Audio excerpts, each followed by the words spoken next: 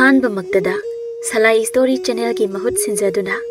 ꯄꯥꯟꯊꯣꯏ ꯃꯉꯥꯡꯅ ꯃꯌꯥꯝꯕꯨ ꯇꯔꯥꯝꯅ ꯑꯣꯛꯆꯕꯒ ꯂꯣꯏꯅꯅ ꯏꯀꯣꯛꯅꯣꯅ ꯈꯨꯔꯨꯝꯖꯔꯤ꯫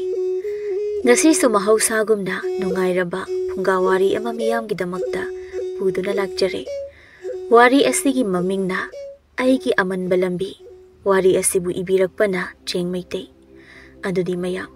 ꯋꯥꯔꯤ ꯑꯁꯤ ꯃꯌꯥꯝꯗ ꯈꯨꯗꯣꯜ ꯇꯝꯖꯔꯒꯦ, ꯃꯌꯥꯝ ꯄꯨꯟꯅ ꯑꯃꯨꯛ ꯇꯥꯃꯤꯟꯅꯔꯁꯤ꯫ ꯁꯅꯥꯇꯣꯟ ꯃꯈꯨꯠꯇ ꯊꯥꯡꯖꯧ ꯑꯃ ꯄꯥꯏꯔꯒ ꯁꯨꯃꯥꯡ ꯃꯇꯣꯟꯗ ꯇꯧꯐꯝ ꯂꯥꯛꯐꯝ ꯈꯪꯗꯕ ꯃꯤ ꯑꯃꯒꯨꯝꯅ ꯂꯦꯞꯇꯨꯅ ꯂꯩꯔꯤ꯫ ꯁꯅꯥꯇꯣꯟꯒꯤ ꯃꯇꯧꯗꯨ ꯌꯦꯡꯂꯒ ꯃꯅꯥꯎꯅꯤꯄꯥ ꯑꯆꯥꯟꯕꯒ ꯃꯆꯟꯅꯨꯄꯤ ꯃꯥꯂꯦꯝꯒꯗꯨ ꯇꯨꯃꯤꯟ ꯇꯨꯃꯤꯟ ꯅꯣꯛꯂꯤ꯫ ꯃꯥꯂꯦꯝꯅ ꯑꯩꯈꯣꯏ ꯇꯥꯆꯧꯁꯦ ꯉꯁꯥꯏꯗꯒꯤ ꯁꯨꯃꯥꯡ ꯃꯇꯣꯟꯁꯤꯗ ꯊꯥꯡꯖꯧꯁꯤꯒ ꯀꯩꯗꯧꯔꯤꯖꯥꯠꯅꯣ? ꯑꯆꯥꯟꯕꯅ ꯏꯅꯥꯛ ꯈꯨꯠꯅꯤꯡꯃꯟꯗꯅ ꯑꯩꯈꯣꯏ ꯇꯥꯆꯧꯁꯦ ꯉꯥꯎꯔꯕꯅꯤ, ꯑꯗꯨꯒꯤꯅꯤ ꯇꯥꯆꯧꯅ ꯁꯨꯃꯥꯡ ꯃꯇꯣꯟꯗ ꯊꯥꯡꯖꯧꯁꯦ ꯄꯥꯏꯔꯒ ꯎꯌꯨꯡꯗꯧ ꯂꯦꯞꯇꯨꯅ ꯂꯩꯁꯦ, ꯑꯗꯨꯁꯨ ꯅꯨꯡꯇꯤꯒꯤ꯫ ꯏꯅꯥꯛ ꯈꯨꯠꯅꯤꯡꯃꯜꯂꯁꯨ ꯉꯥꯎꯅꯕ꯭ꯔꯣ ꯇꯌꯥꯏ? ꯈꯪꯗꯦ, ꯁꯨꯝ ꯍꯥꯏꯕꯤ ꯋꯥꯅꯤ꯫ ꯑꯩꯈꯣꯏ ꯏꯪꯈꯣꯜꯁꯦ ꯄꯨꯄꯨꯒ ꯑꯕꯣꯛꯀꯅꯗꯤ ꯌꯥꯝꯅ ꯆꯥꯎꯏ ꯍꯥꯏ, ꯑꯗꯣ ꯑꯩꯗꯤ ꯌꯥꯝꯅ ꯄꯤꯛꯃꯜꯂꯦ ꯍꯥꯏꯅ ꯈꯜꯂꯤ꯫ ꯑꯗꯨꯅ ꯍꯌꯦꯡ ꯑꯩꯅ ꯌꯥꯝꯅ ꯆꯥꯎꯕ ꯌꯨꯝ ꯑꯃ ꯁꯥꯒꯦ ꯈꯜꯂꯤꯁꯤ ꯆꯟꯗꯧꯕ ꯃꯥꯟꯗꯦ꯫ ꯆꯜꯂꯁꯨ ꯏꯪꯈꯣꯜ ꯀꯣꯏꯐꯝꯗꯤ ꯂꯩꯔꯔꯣꯏ꯫ ꯑꯗꯨꯅ ꯑꯩꯅ ꯍꯧꯖꯤꯛ ꯈꯜꯂꯤꯁꯦ ꯂꯝꯕꯤ ꯑꯆꯧꯕ ꯃꯄꯥꯟꯗ ꯑꯣꯏꯅ ꯏꯪꯈꯣꯜ ꯑꯆꯧꯕ ꯑꯃ ꯑꯣꯏꯅ ꯂꯩꯔꯒ ꯑꯩꯅ ꯁꯥꯒꯦ ꯈꯜꯂꯤꯕ ꯌꯨꯝꯖꯥꯎꯁꯤ ꯁꯥꯕꯁꯤꯅꯤ꯫ ꯑꯗꯨꯒ ꯁꯨꯃꯥꯡ ꯃꯥꯡꯒꯣꯜ ꯑꯆꯧꯕ ꯑꯃꯁꯨ ꯊꯝꯕ, ꯏꯪꯈꯣꯜ ꯀꯣꯏꯐꯝꯁꯨ ꯊꯝꯕ, ꯉꯥ ꯊꯥꯗꯔꯒ ꯐꯥꯔꯒ ꯆꯥꯅꯕ ꯄꯨꯈ꯭ꯔꯤ ꯑꯆꯧꯕ ꯑꯃꯒ ꯊꯝꯕꯁꯤꯅꯤ꯫ ꯁꯤꯗ ꯅꯠꯇꯦ, ꯌꯨꯝꯒꯤ ꯊꯕꯛ ꯁꯨꯅꯕ ꯃꯤ 2-3 ꯑꯃꯒꯁꯨ ꯊꯝꯕ꯫ ꯅꯠꯇ꯭ꯔꯗꯤ ꯑꯩꯅ ꯁꯥꯗꯧꯔꯤꯕ ꯌꯨꯝꯖꯥꯎꯁꯦ ꯃꯤꯅꯥꯏ ꯊꯝꯗ꯭ꯔꯒꯗꯤ ꯑꯩꯈꯣꯏ ꯏꯃꯥꯅ ꯁꯤꯠ ꯁꯦꯡꯕ ꯂꯣꯏꯁꯤꯟꯕ ꯉꯝꯂꯣꯏꯌꯦꯕ꯫ ꯑꯗꯨꯒ ꯑꯩꯒꯤ ꯂꯨꯍꯣꯡꯕꯗꯅ ꯈꯣꯡꯅ ꯅꯠꯇꯕꯤ ꯁꯃꯨ ꯁꯒꯣꯜꯗ ꯇꯣꯡꯂꯒ ꯑꯣꯏꯅ ꯆꯠꯄ, ꯃꯁꯤꯅꯤ꯫ ꯃꯁꯤꯗ ꯂꯨꯔꯤꯕꯗꯤ ꯏꯅꯥꯛꯁꯦ ꯀꯃꯥꯏꯅ ꯈꯨꯟꯗꯣꯏꯅꯣ ꯁꯤꯅꯤ꯫ ꯁꯦꯟ ꯇꯥꯟꯐꯝꯁꯨ ꯂꯩꯇꯦ, ꯊꯕꯛ ꯁꯨꯐꯝꯁꯨ ꯂꯩꯇꯦ꯫ ꯇꯥꯆꯧ, ꯀꯔꯤ ꯈꯜꯂꯤꯅꯣ ꯅꯊꯟꯗ ꯃꯨꯔꯨꯝ ꯃꯨꯔꯨꯝ ꯁꯣꯔꯤꯗꯨꯕꯣ? ꯇꯥꯆꯧ, ꯅꯪ ꯉꯥꯎꯗꯅ ꯆꯠꯈꯤꯅꯤꯀꯣ꯫ ꯇꯥꯆꯧꯅ ꯉꯥꯎꯔꯒ ꯆꯠꯈ꯭ꯔꯗꯤ ꯑꯩꯗꯤ ꯊꯋꯥꯏ ꯊꯤꯅ ꯅꯨꯡꯉꯥꯏꯔꯣꯏꯍꯦ꯫ ꯇꯨꯃꯤꯟ ꯂꯩꯌꯨꯍꯦ! ꯑꯩꯅ ꯁꯣꯝꯗ ꯑꯩꯈꯣꯏꯁꯦ ꯀꯃꯥꯏꯅ ꯅꯨꯡꯉꯥꯏꯁꯤꯒꯦꯅ ꯋꯥꯈꯜ ꯈꯜꯂꯤ, ꯑꯗꯨꯒ ꯅꯣꯏ ꯑꯅꯤꯅ ꯅꯌꯥ ꯍꯤꯒꯠꯂꯗꯅ꯫ ꯀꯩꯅꯣ ꯇꯥꯆꯧ, ꯑꯩꯈꯣꯏꯁꯦ ꯅꯨꯡꯉꯥꯏꯇ꯭ꯔꯕꯣ? ꯌꯥꯝꯅ ꯋꯥꯔꯕꯣ ꯍꯥꯏꯁꯦ? ꯑꯩꯈꯣꯏꯁꯦ ꯌꯥꯝ ꯅꯨꯡꯉꯥꯏꯅ ꯂꯩꯌꯦꯅ ꯈꯟꯕ꯭ꯔꯣ? ꯍꯥ? ꯑꯩꯗꯤ ꯅꯨꯡꯉꯥꯏꯅ ꯂꯩ, ꯋꯥꯗꯦꯅ꯫ ꯀꯔꯤꯒꯤ ꯑꯩꯈꯣꯏꯕꯨ ꯋꯥꯅꯤꯡꯉꯥꯏ ꯂꯩꯒꯦꯅꯦ ꯇꯥꯆꯧ? ꯑꯁꯨꯛ ꯌꯥꯝꯅ ꯅꯨꯡꯉꯥꯏꯅ ꯏꯃꯥ ꯏꯄꯥ, ꯄꯨꯄꯨ ꯑꯕꯣꯛ, ꯏꯆꯤꯜ ꯏꯅꯥꯎ ꯑꯩꯈꯣꯏ ꯍꯔꯥꯎ ꯍꯔꯥꯎꯅ ꯈꯠꯅ ꯆꯩꯅꯗꯅ ꯑꯅꯥ ꯑꯌꯦꯛ ꯌꯥꯎꯗꯅ ꯂꯩꯃꯤꯟꯅꯔꯤꯕꯁꯤꯗꯕꯨ ꯋꯥꯏꯌꯦꯅ ꯈꯜꯂꯤ ꯃꯥꯜꯂꯤ꯫ ꯍꯦ ꯑꯄꯪꯕꯤ, ꯈꯨꯅꯨꯡ ꯆꯨꯕꯤ, ꯑꯩꯈꯣꯏꯁꯦ ꯂꯥꯏꯔꯕ ꯏꯃꯨꯡꯅꯤꯅꯦꯍꯦ꯫ ꯅꯣꯛꯄ, ꯑꯅꯥ ꯑꯌꯦꯛ ꯌꯥꯎꯗꯕꯗꯨꯅ ꯅꯨꯡꯉꯥꯏꯕ ꯆꯤꯡ ꯌꯥꯄꯣꯟꯇꯦꯅꯦ꯫ ꯈꯨꯅꯨꯡ ꯆꯨꯕꯤ ꯀꯥꯏꯅ꯫ ꯑꯗꯨꯗꯤ ꯇꯥꯆꯧ, ꯅꯨꯡꯉꯥꯏꯕ ꯍꯥꯏꯁꯦ ꯀꯔꯤꯅꯣ ꯇꯥꯆꯧ? ꯑꯁ ꯂꯣꯏꯔꯦꯅꯦ ꯑꯩꯗꯤ꯫ ꯅꯪꯁꯦ ꯑꯩꯈꯣꯏ ꯏꯆꯟꯗꯒꯤ ꯅꯪꯅ ꯈꯔ ꯍꯦꯟꯅ ꯁꯤꯡꯕ꯭ꯔꯥꯕꯣ? ꯍꯦ ꯑꯄꯪ ꯑꯅꯤ, ꯅꯨꯡꯉꯥꯏꯕ ꯍꯥꯏꯔꯤꯁꯦ ꯁꯦꯟ ꯌꯥꯝꯅ ꯄꯥꯏꯕ, ꯌꯨꯝ ꯑꯆꯧꯕ ꯐꯖꯕ ꯀꯥ ꯁꯥꯔꯒ ꯃꯤꯅꯥꯏ ꯃꯌꯥꯝ ꯑꯃꯒ ꯊꯝꯂꯒ ꯊꯕꯛꯀ ꯁꯨꯗꯅ ꯂꯩꯕ, ꯆꯥꯅꯤꯡꯕꯗ ꯆꯥꯕ, ꯁꯦꯠꯅꯤꯡꯕꯗ ꯁꯦꯠꯄ, ꯃꯌꯥꯝꯗꯨꯕꯨꯅꯤꯅꯦ ꯅꯨꯡꯉꯥꯏꯕ ꯍꯥꯏꯁꯦ꯫ ꯅꯣꯏ ꯑꯅꯤꯕꯨ ꯑꯩꯈꯣꯏꯒꯤ ꯄꯤꯛꯈ꯭ꯔꯕ ꯌꯨꯝ ꯏꯪꯈꯣꯜ ꯃꯆꯥꯁꯤꯗ ꯂꯩꯕꯁꯤꯕꯨ ꯅꯨꯡꯉꯥꯏꯕ꯭ꯔꯕ? ꯁꯣꯔ ꯐꯨꯟꯗ꯭ꯔꯣ? ꯑꯩꯗꯤ ꯅꯨꯡꯉꯥꯏ, ꯁꯣꯔ ꯐꯨꯟꯕꯤꯗꯦ꯫ ꯑꯩꯒꯤ ꯏꯕꯣ, ꯑꯩꯈꯣꯏ ꯏꯆꯤꯜ ꯏꯅꯥꯎ, ꯏꯃꯥ ꯄꯥꯕ, ꯄꯨꯄꯨ ꯑꯕꯣꯛ ꯑꯩꯈꯣꯏ ꯑꯃꯠꯇ ꯑꯅꯥ ꯑꯌꯦꯛ ꯌꯥꯎꯕꯤꯔꯛꯇꯕ, ꯍꯥꯎꯇꯕ, ꯍꯔꯥꯎ ꯄꯨꯟꯅ ꯆꯥꯛ ꯆꯥꯃꯤꯟꯅꯕ, ꯊꯕꯛꯈꯔ ꯁꯨꯔꯒ ꯅꯣꯡꯃꯒꯤ ꯑꯐꯪꯕ ꯈꯔꯗꯨꯅ ꯄꯦꯟꯊꯣꯛꯆꯕ, ꯁꯤ ꯈꯛꯇꯅꯤ꯫ ꯏꯕꯣ, ꯅꯪ ꯃꯤ ꯑꯣꯏꯔꯣꯏ, ꯑꯗꯨꯅꯗꯤ ꯅꯨꯄꯤ ꯊꯤꯕꯁꯨ ꯈꯪꯂꯣꯏ꯫ ꯈꯔ ꯆꯥꯔꯒ, ꯈꯔ ꯊꯛꯂꯒ, ꯈꯔ ꯅꯣꯛꯁꯤꯟꯅꯔꯒ ꯑꯩ ꯅꯨꯡꯉꯥꯏꯔꯦ ꯀꯥꯏꯅ ꯈꯟꯖꯔꯒ ꯂꯩꯕ ꯄꯨꯟꯁꯤꯗꯣ ꯅꯨꯡꯉꯥꯏꯕ ꯄꯨꯟꯁꯤ ꯅꯠꯇꯦ꯫ ꯃꯗꯣ ꯂꯥꯏꯔꯕ ꯑꯁꯣꯟꯕ ꯃꯤꯒꯤ ꯇꯧꯁꯤꯟꯅꯕ, ꯅꯊꯧꯅꯥ ꯂꯩꯇꯕ ꯄꯥꯡꯗꯕ ꯃꯤꯒꯤ ꯇꯥꯅꯤ꯫ ꯑꯗꯨꯕꯨ ꯅꯌꯥꯝꯕꯗꯤ ꯑꯗꯨꯒꯨꯝꯕ ꯃꯤ ꯅꯠꯇꯦ꯫ ꯑꯗꯨꯅ ꯅꯌꯥꯝꯕ ꯇꯧꯔꯛꯀꯦ ꯌꯦꯡꯉꯨ꯫ ꯏꯃꯥꯁꯨ ꯄꯨꯄꯨꯁꯨ ꯅꯣꯏ ꯑꯅꯤꯁꯨ ꯅꯨꯡꯉꯥꯏꯕ ꯄꯨꯟꯁꯤ ꯍꯥꯏꯔꯤꯁꯦ ꯁꯤ ꯑꯣꯏꯔ ꯃꯥꯜꯂꯦ ꯍꯥꯏꯕꯗꯣ ꯑꯩ ꯅꯣꯏꯗ ꯇꯥꯛꯀꯦ꯫ ꯃꯆꯤꯜ ꯃꯅꯥꯎ ꯃꯄꯥꯟꯗ ꯉꯁꯥꯏꯗꯒꯤ ꯁꯥꯟꯅꯔꯤꯕ ꯋꯥꯔꯤꯁꯤꯡ ꯑꯗꯣ ꯃꯄꯨꯒ ꯃꯕꯣꯛꯀꯗꯤ ꯏꯪꯈꯣꯜꯗ ꯅꯥꯄꯤ ꯁꯦꯡꯅ ꯇꯥꯔꯝꯃꯤ꯫ ꯃꯕꯣꯛꯅ ꯏꯁꯨ ꯑꯍꯨꯝꯒꯤ ꯋꯥꯔꯤꯁꯤꯗꯤ ꯇꯥꯕꯗ ꯑꯣꯟꯊꯣꯛꯅꯕꯨ ꯅꯨꯡꯉꯥꯏꯔꯤꯌꯦ꯫ ꯏꯁꯨ ꯑꯍꯜꯁꯤꯒꯤ ꯋꯥꯈꯜꯂꯣꯟꯁꯤꯅ ꯑꯃ, ꯏꯁꯨ ꯑꯅꯤꯒꯤ ꯋꯥꯈꯜꯂꯣꯟꯁꯤꯅ ꯑꯃ, ꯑꯗꯨꯕꯨ ꯑꯩꯗꯤ ꯏꯁꯨ ꯌꯥꯏꯃꯒ ꯑꯇꯣꯝꯕꯤꯒꯒꯤ ꯋꯥꯈꯜꯂꯣꯟꯁꯤꯅ ꯍꯦꯟꯅ ꯄꯥꯝꯖꯩꯕꯣ꯫ ꯑꯩꯁꯨꯅꯤ ꯃꯕꯣꯛ, ꯏꯁꯨ ꯑꯅꯤꯒꯤ ꯋꯥꯈꯜꯂꯣꯟꯁꯦ ꯌꯥꯝꯅ ꯆꯝꯃꯤ, ꯌꯥꯝꯅꯁꯨ ꯅꯨꯡꯁꯤ꯫ मोय अनी थमोइदा कलक्पा मिहौबा हाइबदो अमत्ता याउदे होय इशु अहलसु फत्ते हाइबदि नत्तेको फै होटनबा पामी मयामदगी मकोक थंगबा पामी अदुबु मागी वाखलोनसी अहेनबा पाम्बा पेनबा नाइदबा अमा हेक हेक याउरई मसीदनी मबो अइने इशु अहनगी खलगा हेक हेक पाखलिबसे असुमना हनुबा हनुबी अनीदो मसु अहोंगी वरी साना सानादुना इंखोल नापी फोइरमी ngaiak leiraga mamana chak loiduna chak chanaba kaurakduna mayam harau harau chak chaminarami aduga chak topaga sanaton thang amaga thauri amaga paiduna amuk thokirami chahi amagi matungdadi sanatongi tandaba hotnaba kanba mi laiki dana sentan baduna senjau paiba lalon itik tawba mi oi kayaga supun batina ba hauraklami aduna sanaton yumda sukaya leite senjau paiba mi oi singa du punduna makhal makhal kayagi lalon itik tawminaduna sen yamna paiba misak ama haibadu oiraklami sen yamna paikhalakpaduna su sanaton gi masada napal kaba haukraba punsibu miraiduna mibu usitaba hanthani yengba hauraklami aduga manawni pa achanbadi mapagi matung induna yum saba satuna sentan batanatana mapugi matung induna ingkhol de henjang napi ingkhol gi akoi badala phu thaduna lafoi loktuna kaithel de yon basu tawrami masan nupi malem su mabuk na takpi duna yumda phi phanek saduna mabuk na kaithel da thaba tawrami aduga moi punna yamna harau harau na su laiminarami nong madi mamana asan ba nang ta sawdupo ngasi yumda halakani chak haplamu haidana maningi tomsada pau piri edaine hoima iyamba tomsana adumaina hairambane adugine na ngasi thabaka jatakhai tasau lakpa ngairemise tasau ek lakpaga kaithal dagi nga chawam nei doine aduga ikhoi punna chak jamina doine ma hoi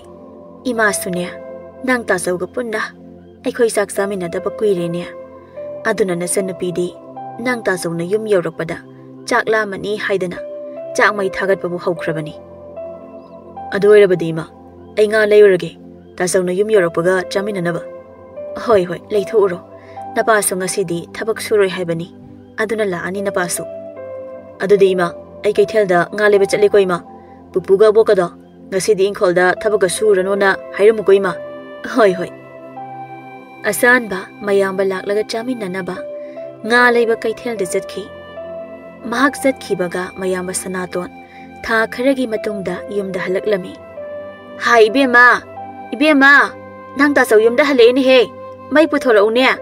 nang ta sau mai ong na ba mai puthorau ni he puthore ma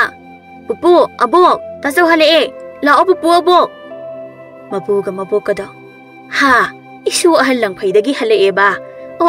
la e se bunga sau ba mai se han amuk to tho yari la o imung da sangasi ekhoi ta sau sa masaka yam phaja tho mi he phajadadi kaino nang ta sau se sen khupai jadrabani ne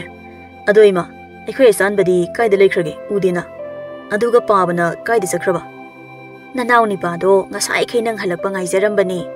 aduda imana kaithel dagi nga hana leiro haidana chalhan khibani napa su halaklani ngasidi napa su ne thabak suroi haida uni haidana chakhibani adoima ngasidagi imungsida leiba mi amatane thabak suba yaroi ko nungai le adamne mapuna karino ne isu jawba nangna haibadu ba thabak sudrabadi ai khoidi kamaina hingdori banone pupu minai thamlagadabani ne aduna yumgi thabak khudingmak minai na loina suradamne aduga pupuga aboka ima pa ba hoina ne ningthogumna leidoine minai singduda pakhon sidana karigi minai thamdoino da senting na bani aduga mi oiba ikhoina thabak sudrabadi humang ta handrabadi laina tina paktana sidawri bani ne ai ge bokse othong na pangida ko abok ina kaira khunba sen yamna paiba mi amatta thabak sudabani ne abok minai na loina suan bani ne ado moi amatta laina tina paktana sibra ne abok khang de da abok ti ne thabak sudrabadi leiba haina de aduna abok ti thabak sujage Hauba hautaba puk thanna su chajage. Pe na su tumjage. Ai ga bokse. Nungaina leibase su pam pam draboi re ko bo. Ado ibungo chauba. Nangbo amu chatkhidoirane. Imadi lapna chalhaningdrebo. Yumda karino nasinna nautanaraga tauba yaba thaba khara tauraga. Yumda adam lehaningine. Namana haibase pupu su haige khalibani. Aduna ne su chauba. Nang chakrano. Sida yumda hana gumnane ekhoi punna leiminarasi. Miramda langphaida chatrabasu. Ekhoi swaida suba yaba. Sen tanba yaba thabak yamna leirabanine. Pupuga imaga na hairi saise hanagi lairaba amotpa punsidada amu hanjilawana hairaba. Pupuwa ima aidine aigi hanagi punsidada amuk hana yenglaroi. Mang thana adum chaladamne. Aduga ekhoi swaida-bu kari senthokpa yaba thabapu leidorige ima. Lairaba ngakta leiba khungangsidaba. Aduna ima nachadine swaida-ga leiroye. Ekhoi loina yumsu ingkholsu honglagadamne. Ha karaida ekhoi di hongdoriba. Tanja aduda achanba kaitheldagi chauraba nga ama leiduna yumda halai. Ima ekhoi da chawhalabo. Halaene ngasaina. Asanba kaino nangna seli jaribadubo. Khara nanba phajaba nafinarun amta leitrabo. Aduga kari ngano duna. Adudagi hena chawba ngaga amta yolhogdrobo. Yolhawe taso. Aduda ina ekhoi imungidi sina chaba konani. Hore numidang phawba chaba yanina leirakpani taso. Madu pikmale la ai kaithenle chalagane. Khwaidagi chawba nga amaga leirugisi. Leiruranu ne. Sina ekhoi lempa na chaba konani ne isu chawba nangbo. Abo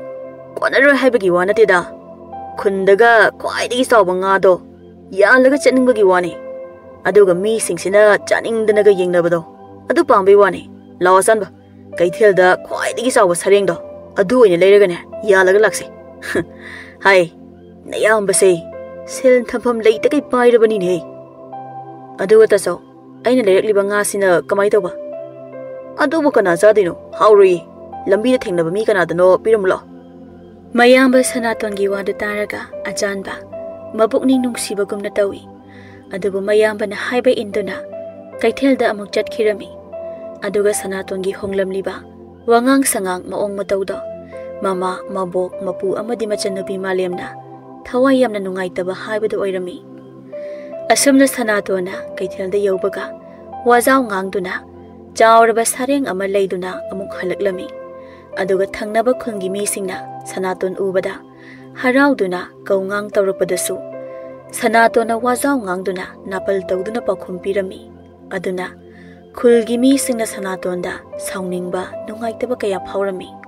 Yum yaubagadi mapasu yumda halaklamle. Aduna achanbana chauraba sarengdu semduna machanupi malemna yam hauna thonglami. Aduga sagai natai amadi yumlon kaironaba singdasu thilami. Asumna chak chaba amuk toknaduna punna mangolda hangsit langduna phaminarami. Aduga wari sana Sanatona mapada lainariba yum ingkholase thanamlaga mafam amada hongbagi wa haudoklami. Aduga Sanatongi wa ado yumgi mi amatana pamnaramde. Aduna Sanaton yamna saurami. Mapana ibungo chawba ipadi nangi wado kaya pamde. Isagi poknafam lamdam yum ingkholasibu hunchiklamlaga mafam amada hekta hongduna leiruba haibase ipadi pamdine. Imasu pamde ko ibungo chawba asuk nungsikraba yum ingkholase thanamlaga sagai nate kairo lekai asibu mirairamlaga haujikti isa sen paire ina khulle haiduna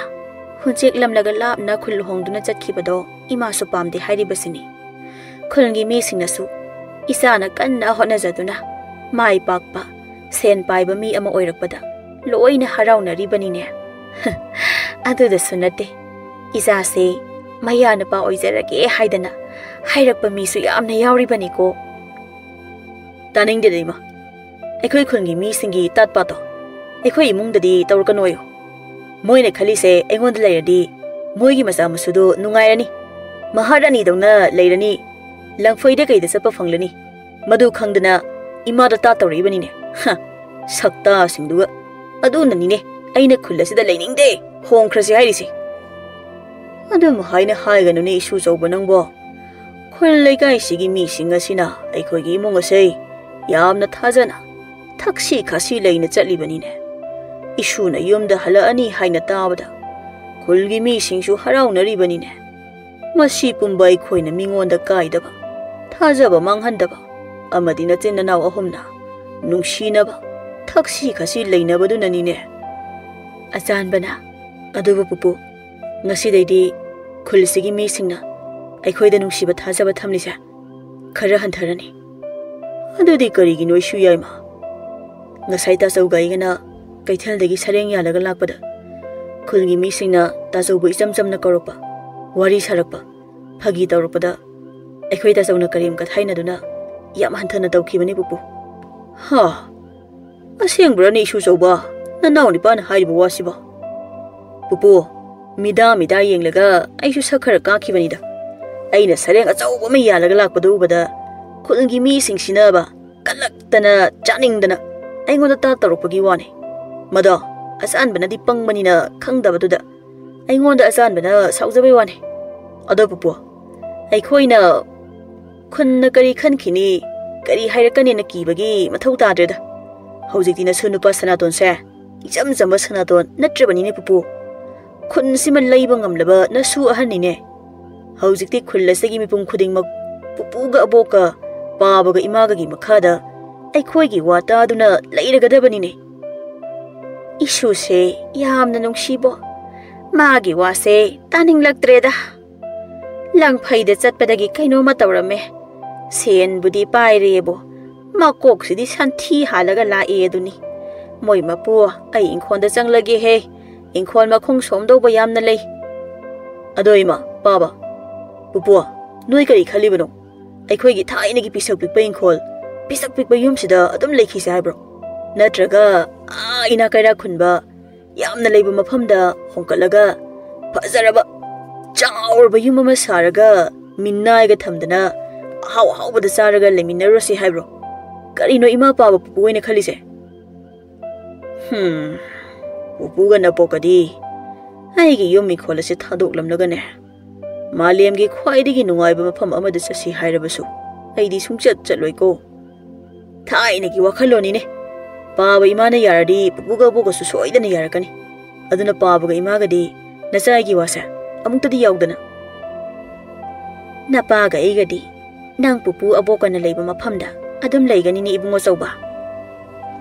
नंगी नपुगा बोकसा नपाइगिदी इमागा इपागनी ने अदुना नपादी आइगी इमा इपाबु काइनबा ngamloi आइदी इमा पाबा पुपु अबोकी मनाक्ता अदुम लेनी अजान बसु आई सुनीता जो असुक नुंगसिख्रबा आइगी खुंगंग असिबु कमाइना थादोक्तुना चतोइनो अदुगा करिगुंबा आइना सेन यामना पाइबा मी अमा ओइरमलबदी खुल आइखोइगी खुंगंग असिगी सोथरबा लंबी थोंग सेम सादुना महै तमफम संग अना लायंगफम थमदुना खुल लेकाय आइखोइ पुनमक अमत ओइना नुंगाइना लेमिनगनी खरि आइबा आइना सुगवाना युमदा फावबा लेतखै तुम्बा चाबा खंगदना खुद थवाई हाखै तालिबा सेन मयाम सिबु खुलसिगी दमक्ता मांगनगद्रो अदुगा नोइना याबा यादबा आइदि इना कैरा खुनबा मयामगी लेफमदा इंखो लेदुना युम चाउना सारगा लेरनी युम अदुदा पुपुगिसु अबोगिसु इमा पाबा अमदि नोइ अनिगिसु का अममम लोइना हापकनी अदुगा लेतबसु यारे खंग वासी हाइरमलगा सनातोन याम साउना थोखी ममागा मपागा मपुगना फना थेमलबसु सनातोन याद्रे अदुगा सनातोंदी मंगोंदगी खुल लेकाइगी मीसिंगना हेना लुमना नुंगसिना खल्ली हाइनसु युमगी मीसिंगदा यामना सावबदा नतना खुल लेकाइगी मीसिंगबुसु यामना सावरमी असुमना चयोल अमा मुक्ति सनातोन युमदा लेदुना मपु मबोक अमदी ममागा मपागदा थेमदुना अरापा नुंगाइबा मफम अमदा युम इंखोल लेदुना पुन्ना नुंगाइना लेरुनबा हाइरमी अदुबु सनातोंगी वादो इमुंगी मी अमतना यादबना सनातोन यामना पेंदबा साउनिंगबदा नतना मबुकनिंगसु यामना नुंगसिबा हाइबदा ओइरमी अदुना चयोल अमगी मतुंगददी सनातोन ममागा मपागदा पेंददुना यामना खनरमी अदुगा खामतोकपा चंगलुबा युमलोन कैरोनबगी मीसिंगबुसु सनातोना थीना चैदुना खुल अदुबु हंथबा मियेंग येंगदुना amuk hana haloi haiduna yumdagi thokirami. Sanaton asumna sauduna thokhibado yumgi mi singdi kaptuna lehorami aduga khul lekai mi singsu yamna nungaina ramde. Asumna chahi ama hokre. Achan baga mapagana Sanaton bu yumda puruknaba koithi thirabasu adubu Sanaton karai da lei haiba hauji phawba khangba ngamdri. Aduga Sanaton di somda senjau paiba mi singi marakta ingkhol achauba ama leiduna yum achauba phajaba ama su saduna maga khangnajabi nungshinajabi chingkhai nganbi kaubi nupi ama loduna minai ga thamdana Sanaton yam nungaina leirami. Aduga Sanaton hanadagi haujingna hena napal kaba lairaba mi singbu hanthana yengbagi changsu sum hengkalaklami. Chingkhai nganbe kaidorige sida launi nangbo aduga minai singdudi kai rekhra amta urisina. Kari haige ai jak thongli nangdi kari gi jak thongliba aina jak thongnaba imung loisinaba fi sunaba na minai mayam ama thamlibadudi moina kai jakhrage. O amata leitre loina mayum da chanakhre amu hana laksu la aroina hairami. Kari no ne haisibo aina purpa minai singse chayol ama phan amata leitre sibo moina haiba sen aina watana dum piri moina chaning haiba mathibongsu aina watana bijari aduga chayol ama phabaga hekta chanakhrishibo. Lairaba wakhal yaudaba mi sing haisini ne adude ai minai thibong chapatari ne ko. O amukta ngai bi kho ai minai ka mata pamjadre aduna minai do thibaga chapiranu wo yonggi thabak singa se ai adum tawjarage minai thamlaga sel manghan ga doi sarukpudi sen singduna awa ana taraba mi singda mateng pangbi bane hena phai. Hi apangbi nang aina leibam famse senjau paiba ina kaira khunba yum thong khunagi minai thamba mafam dani ne nangai gi khugangdo sidina tene noi gi ina kaira khunba minai loibam famsida ai leijaningre adugi saruk ada inem ekugi ningthina seba tawjaraga ingna jingna oina leijaninge ado amuktadi yumda chatlusida aidi pupu aboksu ima pabasu aduga nanawni pa chanbaga najannapi malemgada yamna uningi punna sakjaminaningi sidadi ibani khakta nangna thabak chatkhiba kanda ka asida ithanda hodong simangai lehaudoise chak jarasu ithanda unglaga noklasu ithanda angawbi dongna nathanda jarasu hawa ngakta natro aina pijabirise noklabasu naning tamna yumjau sida nokhairiba natro ha aduga nana seli chariba siriba sanalpam yamdo yengo mado yumda kadine amatta phangpote khangedana sidadi naning tamna setjadana minai mayam sigi marakta sana lupara na sadu yongkhai nungai naina lehaliba aduga wa amana aigi lairaba amotpa khungangduda aina mu hanjaraga legedaba Sanaton dinate as ado ainangi sigi khunungai sidi pamjadreda aina pirol atangba phana set charabasu sana lupana yomlabasu imung sida laikai sida kanana bo aingonda yengbirige ithanda mingselda yengbabu nungairamni khanbro nang phangi nongmata yengbibasu nate thabak chaikrani halakpaga warena amuk laikhrani adaidi minai na kauduna pakhona muksirani minai do mine haiba kawkhai thina mu chaibirani aduna ne thabak subinaba mi amatta phangdrise phanglabasu chayol phada kai chenkhrise karigumba ina noigi yumda leijaram labadi pupuna aboktuna pabana imana aingonda kayam luna tawiramgani aduga malemga sanbagana aingonda itaima inama haina kejagadabado chak chare punna nungaiba wari saduna harau chaminaramgani aduga yare taningre adudagi nang wa makhayam tarkano nang su ina kaira khunba yam nungaina leiba aigi punsi se pamdridine nang na pamdan kibayani aduga nagi leikhum leinang amotpe maraktuda leiruba yani karino adu yamna sagat pire iduna aidi chawraba yum asida ithanta leibado nungai taduna sumhaibagi wani nungai tadi chakro nama napagi yengon manba yumduda noi mayam nungsina leirone aidi konungum leba aigi yumsida nungaina sen mathakta tharo olaga chaning bada charaga ithanda oisu lehauke nang boina nungaina leijona lobiraga nungai basu heitaba lawai nupi sidi. Oh, aidi nangse hanadi यामना फबा मी दौना खलुरे अदुगा नंगदी कैनोम तौबजानी दना अदुदी फै फै नंगना थंता नुंगाइना लेजाहौरोने को आइदी इपम लवाइदा इसिल इनाव सागै नतै मयामगी मरक्ता वारसु वाना लेजौरगेने हा फगी फगीदगी सनातोनगी नापल काबा साउनिंगबा वहाई वता सिंग अदुदा चिंखै nganbido sauraktuna सनातोन मथंदा थनमलगा चिंखै nganbi मसा वाई संगदा संगदा युम अदो थादोक्तुना चटखिरमी सनातन सो चिंखै nganbibu नोंदी यामना नुंसीजबनी अदुबु मागी नापलना हेनखिबना खांबा ngamdana mathanda yumjaw aduda leihorami asumna namit kharani amuk haukhre सनातन मथंदा yumjaw aduda leiri थबक सुनबा चाक थोंगनबा युम सेननबा मिनाइसु सनातोनगी वांगांग संगांग फजदबा मदुना अमत्ता फंगलमदे सेन फना पीगे हायरबा फावबदा मिनाइ अमत्ता फंगलमदे अदुना सनातोनगी चावरबा फजरबा युमदा नोंगमा नोंगमगी मोसलकपना सुम सुम थिजिलकपा मनसिलकपगुमना तौरमी अदुगा माना चावा थकपगी फेंगदबा चामदबा कोलिकसु सुम सुम याम खलकलमी अदुना सनातोन थबक चलबसु चफम खंगदबा हलकलबसु पोथाफम खंगदबा नतना थबक अमा तौबदा माइ पाक्तबा सेन थुम हेना मांगबा हाइबदा ओइरमी अदुना सनातोन करिगुम्बा कांदा युमगी मपु मबो ममा मपा मसिल मनाव अमदी चमलबा खुंगंग अदुगी मीसिंग अमदी असेंगबा इसिंग नुंगसित अदुबु निंगसिंगदुना ममितगी मपी तादुना kappa हौरकलमी सोमदना सिंखै nganbidi मपामदा हंजिनदबिदा सनातोनगी yum थीदुना mama Mopa मपु मबोक अमदी अचानबा मालेम मोय मयामगा याम नुंगाइना हराउना लेरमी नोंगमदी मपुना इशु अचानबा हौजिति नयामबगी लेफम खंगलबनिना अखोय चलगा नयामबदो युमदा हलकनबा अमुक्ता कौरुसिदना होय बपु हौजिति तासौगी लेफम खंगलबनिना तासौगी मनाक्ता चतुना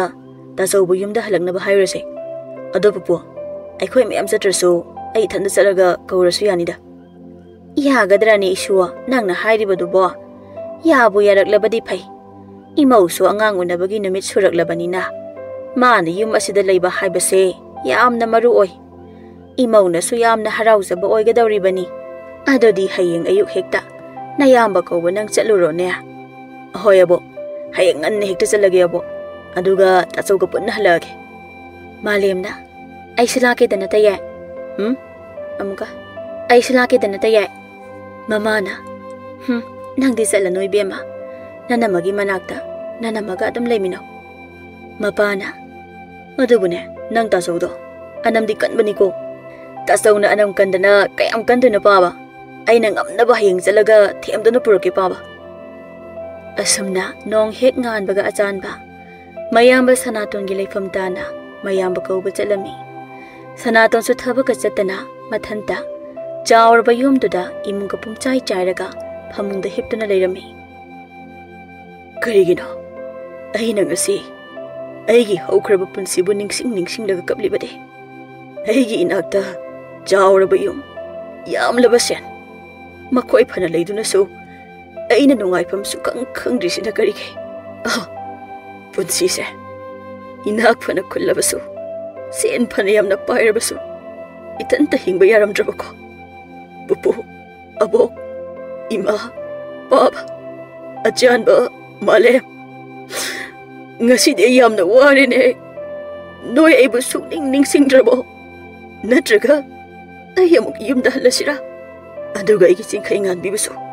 mayumda chatuna lale haisiraka yumda muk puraktuna aikoi hana gumna punna muk leminanaba adubu aina mirai biramlaba amanba thiba lambini haina napal tongna thambiramlaba aigi kungang अइगी युमदुदा अइना मु हंजिलगा चंगबा हाइबसे मोय मयामना इबु सोइदना नोंगनरकनिको अइसे पंगिदको इसागी खोंगदे इसाना थांगना यांचिनजबगा चप हेक मानैदको कनानो मपांदा तसौ हाइना कौरिबा मिसे कनानो तसौ तासौ अखोय तासौगी युमसिदी बुटकी युमबु मालिने ꯎꯔꯤ ꯋꯥꯔꯤ ꯃꯌꯥꯝꯁꯤꯅ ꯌꯨꯝꯁꯦ ꯂꯣꯏꯅ ꯀꯥꯔꯤꯅꯤ ꯇꯥꯁꯧ ꯇꯥꯁꯧ ꯑꯩꯒꯤ ꯏꯅꯥꯎ ꯑꯆꯥꯟꯕꯔꯅꯦ ꯑꯩꯕꯨ ꯃꯄꯥꯟꯗ ꯀꯧꯔꯤꯕꯁꯤꯕꯣ ꯁꯅꯥꯇꯣꯟ ꯃꯄꯤ ꯇꯩꯊꯣꯛꯇꯨꯅ ꯐꯃꯨꯡꯗꯒꯤ ꯐꯟ ꯂꯥꯎꯅ ꯆꯣꯡꯊꯗꯨꯅ ꯆꯦꯟꯊꯣꯔꯛꯏ ꯑꯗꯨꯒ ꯊꯣꯡ ꯍꯥꯡꯗꯣꯛꯂꯝꯃꯤ ꯑꯍꯥꯟꯕꯗꯗꯤ ꯁꯅꯥꯇꯣꯟꯗꯣ ꯑꯁꯥꯟꯕ ꯊꯣꯡꯖꯤꯟꯗ ꯂꯦꯞꯇꯨꯅ ꯂꯩꯔꯝꯕꯗꯨ ꯎꯕꯗ ꯍꯔꯥꯎꯅ ꯅꯣꯛꯐꯦꯠ ꯇꯧꯔꯝꯃꯤ ꯑꯗꯨꯕꯨ ꯃꯃꯥꯡꯗ ꯁꯥꯎꯅꯈꯤꯕ ꯌꯨꯝ ꯊꯥꯗꯣꯛꯇꯨꯅ ꯂꯥꯛꯈꯤꯕꯗꯣ ꯈꯪꯅꯤꯡ ꯅꯤꯡꯁꯤꯡꯂꯛꯂꯒ ꯏꯀꯥꯏꯕ ꯐꯥꯎꯔꯝꯃꯤ ꯏꯀꯥꯏꯕꯗꯨ ꯂꯣꯠꯁꯤꯟꯅꯕ ꯍꯣꯠꯅꯕꯗ ꯃꯥꯒꯤ ꯅꯥꯄꯜꯗꯣ ꯑꯃꯨꯛ ꯇꯧꯔꯛꯂꯝꯃꯤ ꯑꯗꯨꯅ ꯑꯆꯥꯟꯕꯅ ꯐꯅ ꯊꯦꯝꯗꯨꯅꯁꯨ ꯁꯅꯥꯇꯣꯟ ꯌꯨꯝꯗ ꯍꯟꯁꯦ ꯍꯥꯏꯕ ꯁꯨꯛꯌꯥ ꯌꯥꯈꯤꯗ꯭ꯔꯦ ꯑꯗꯨꯅ ꯑꯆꯥꯟꯕꯁꯨ